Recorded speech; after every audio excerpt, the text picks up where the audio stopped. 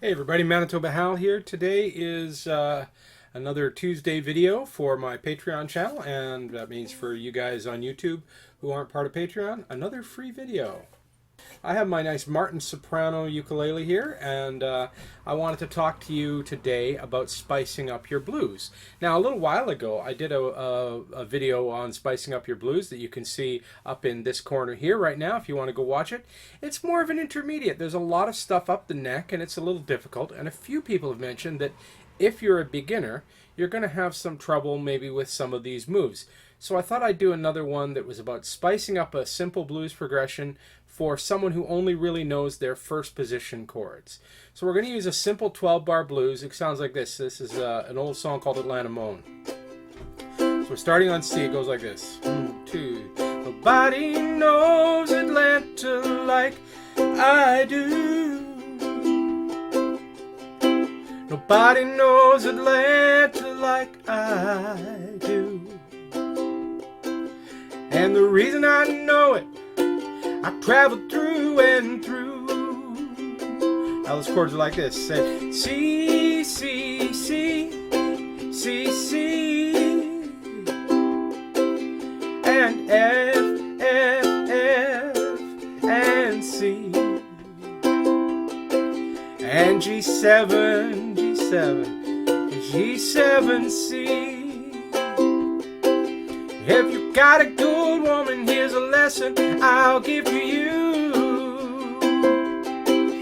If you got a good woman, here's a lesson I'll give to you. Don't you take it to Atlanta, take away from you.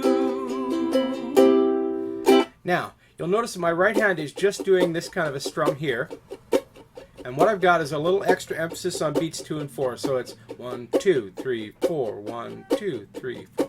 And that's all I'm doing with that with my right hand for the entire song, no matter what else we do. Now, once you got that basic progression down, it gets kind of monotonous playing just CF and G7 over and over again, and you can make it a little more interesting very easily. So instead of just playing our C chord with our ring finger on the 3rd fret of our A string, we're going to use our index finger. We're going to cover the first 2 strings on our 3rd fret. That's our A string and our E string at the 3rd fret. And this makes a chord that is known as a C5 chord. It's a power chord for rock and roll players. C5 means that it has no 3rd note because we've taken the E here and we've brought it up to G. So what we have here is G, C, G, C. Nice, eh? Now, what this gives us is our fingers are up here on the left side, or right side, pardon me, of our index, and that allows us to do something with our pinky here. We can cover the 7th fret with the pinky on the A string, and the 5th fret with our ring finger on the A string, and we can get this little melody. It's like...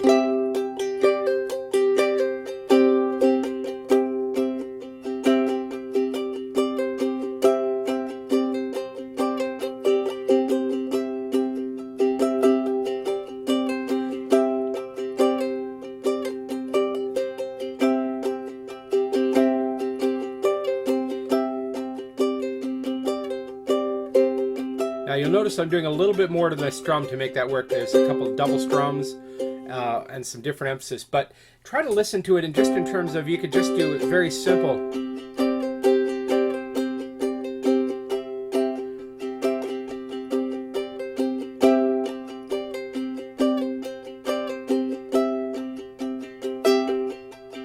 So 7, 5, 3, 7, 5, 3, 5, 3, 7,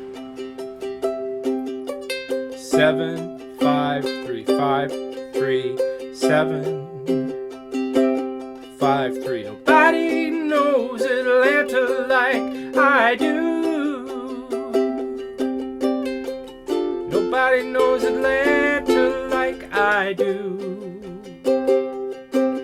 And the G7, I know it, traveled through and through.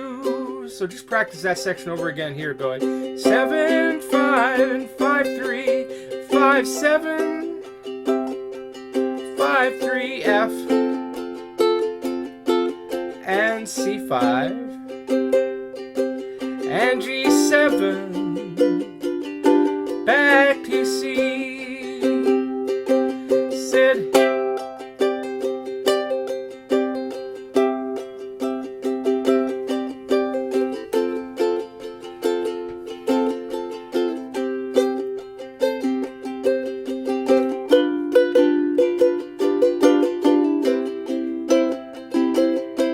Okay, so now we've got this little lick that we're playing on C, which is really quite nice.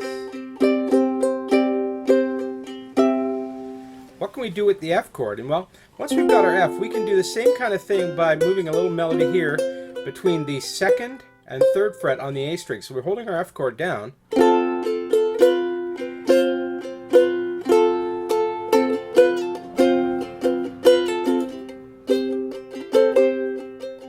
So that'll sound like this when we combine them, you know. Nobody knows Atlanta like I do. Nobody knows Atlanta like I do. Nobody knows Atlanta like I do. So yeah, nobody knows Atlanta like I do. And the G7, I know it, traveled through and through. So let's try that, put that together. We'll start with the C, and it goes like this. We get our rhythm going, we just on our C chord. We start singing. Nobody knows Atlanta like I do. Nobody knows Atlanta like I do. And the G7, I know it, traveled through and through. Try that again. Nobody knows Atlanta like I do. Nobody knows Atlanta like I do. And the reason I know it, traveled through and through. Okay, so we got this little F right here.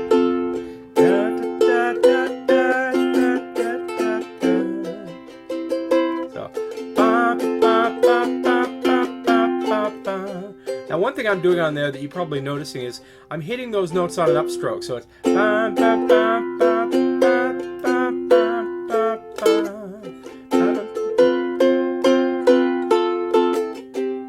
instead of downs. I mean, you can do it like that, just straight down upstrokes too. It's up to you. I think the upstrokes give it a little more emphasis, but try this just there you go. Still sounds pretty either way. And then the last thing we do is when we hit that G7, so we got one bar G7, and then we can do this thing where we take the G7 chord and we slide it up 1 fret. So that's a G sharp 7 now, and then we go back down to G7. So